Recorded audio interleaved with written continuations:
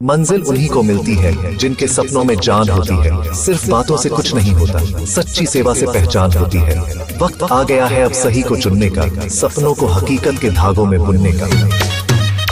Vote करी प्यार से भैया के बेकार के, वोट करी प्यार से भैया के बेकार के। शिक्षा, स्वास्थ्य और सम्मान, यही है मेरा असली अभियान। क्षेत्र की प्रगति का आधार, सही उम्मीदवार और आपका प्यार।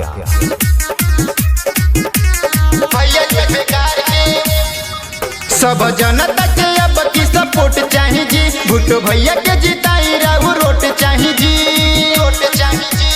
ए भैया सुनी, सब जनता के अब की सपोर्ट चाहिए जी। भुट्टो भैया के जिताई राहु रोट चाहिए जी। तो जिताई अपना सच्चा उम्मीदवार के। वोट करी प्यार से भैया जुल्फिकार के, वोट करी प्यार से भैया जुल्फिकार के, वोट करी प्यार से भैया जुल्फिकार के।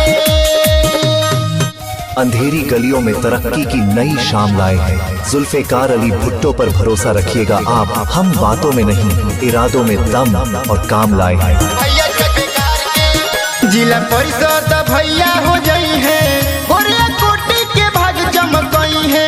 क्षेत्र 35 से भुट्टो जब आई है, अपना गौवा के स्वर्ग बनई है।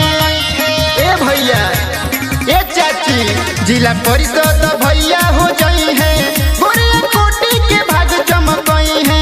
क्षेत्र 35 से भुट्टो जब आई है, अपना गौवा के स्वर्ग बनई है। ए तो दिखाई दी गाँव या जवार के।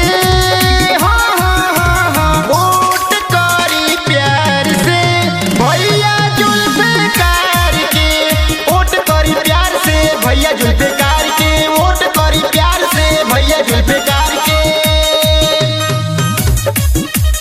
सिर्फ नाम नहीं, काम का वादा। जुल्फिकार अली भुट्टो का इरादा सबसे ज्यादा। क्षेत्र की प्रगति का नया दौर लाएंगे, जुल्फिकार अली भुट्टो के साथ विकास की गंगा बहाएंगे। भैया जुल्फिकार के पता सगरो विरोधी के चली, भुट्टो भैया हमें बाहुबली।